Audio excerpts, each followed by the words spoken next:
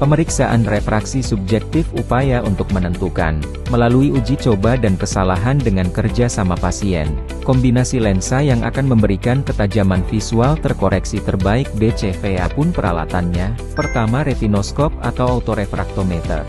Kedua, bingkai uji coba. Ketiga, trial lens set lensa uji berbagai kekuatan. Keempat, silinder silang Jackson.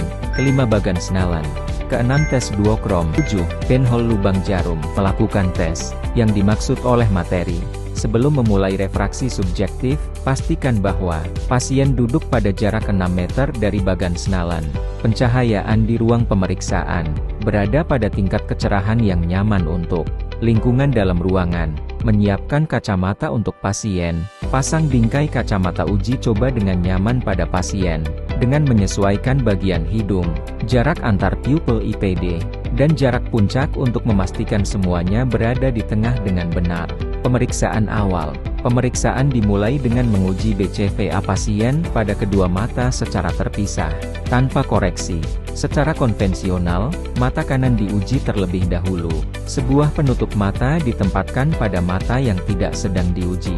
Kebanyakan pasien dengan kesalahan refraksi, ketajaman penglihatan akan membaik dengan penggunaan lubang jarum. Pemeriksa bertujuan untuk mencapai tingkat ketajaman penglihatan ini, atau lebih baik, pada akhir pemeriksaan refraksi subjektif. Refraksi objektif. Pertama-tama, kita akan mengekstrak nilai refraksi objektif pasien dari retinoskopi atau autorefraktometer.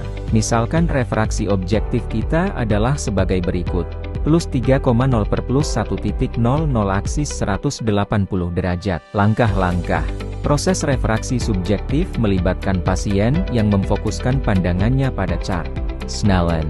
Sementara tenaga medis menyajikan berbagai lensa dan mengubah kekuatan lensa pada bingkai uji sesuai dengan respons subjektif pasien mengenai perbaikan penglihatannya. Proses ini meliputi tahapan berikut.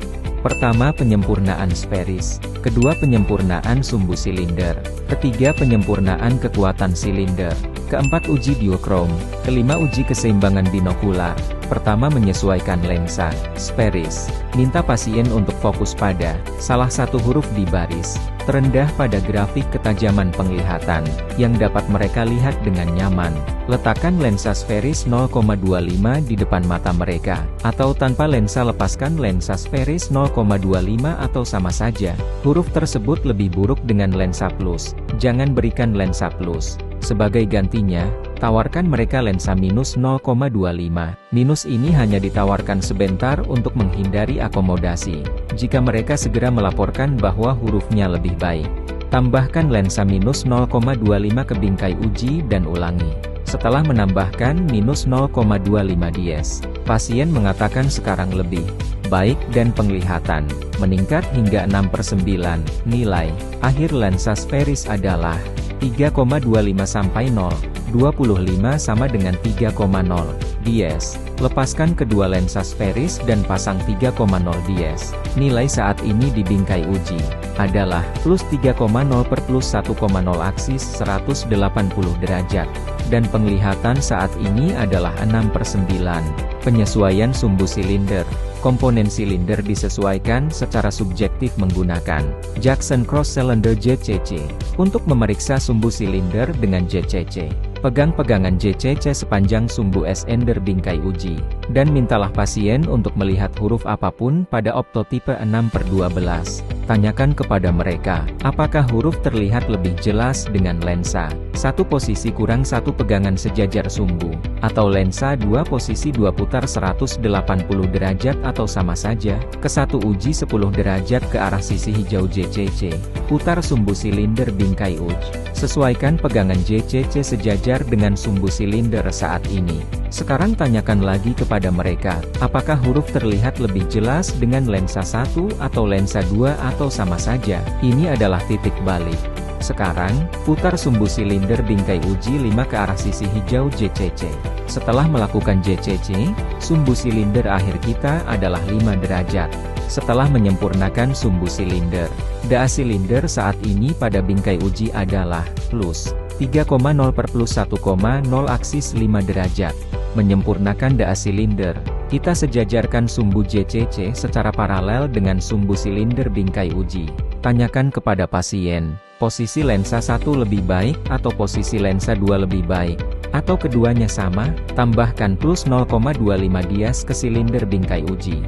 DA silinder akhir adalah plus 1,0 plus 0,25 plus 1,25 dias sekarang. Ganti plus 1,0 DC dengan plus 1,25 DC. Sekarang DA saat ini pada bingkai uji adalah plus 3,0 per plus 1,25 aksis 5 derajat. Dengan DA ini, penglihatan pasien sekarang 6/6. Uji duokrom, ini adalah uji subjektif, monokular untuk meminimalkan akomodasi saat resep jarak jauh digunakan, yang sangat penting pada penderita miopia. Jika penderita miopia mengalami overkoreksi resep terlalu minus, mereka secara efektif menjadi hipermetropik dan mungkin mengalami asthenopia kelelahan mata, akibat akomodasi yang berkepanjangan, membandingkan kejernihan huruf pada sisi hijau dan sisi merah. Jika huruf pada sisi hijau lebih jernih, ditambahkan plus 0,25 desferis, dan jika huruf pada sisi merah lebih jernih, ditambahkan minus 0,25 desferis. Jika pasien mengatakan kedua warna sama jernihnya, berarti dasferis kita akurat. Refraksi subjektif mata kiri adalah plus 2,75 per plus 1,0 aksis 180 derajat. Uji keseimbangan binokular, langkah akhir untuk menyeimbangkan akomodasi dan dilakukan setelah kedua mata telah direfraksi secara subjektif secara terpisah. Hal ini terutama berguna pada miopia, mudah untuk memastikan resep mereka tidak terlalu dikoreksi. Sekarang mintalah pasien untuk fokus pada huruf di baris terendah yang dapat mereka lihat. Kemudian letakkan lensa sferis 1,0 di mata kiri dan lensa sferis 0,25 di mata kanan. Lalu tanyakan, apakah lebih baik, lebih buruk, atau sama saja? Jika hurufnya lebih baik atau sama saja, tambahkan lensa sferis 0,25 ke mata kanan dan ulangi. Jangan berikan lensa plus jika huruf terlihat lebih buruk kabur.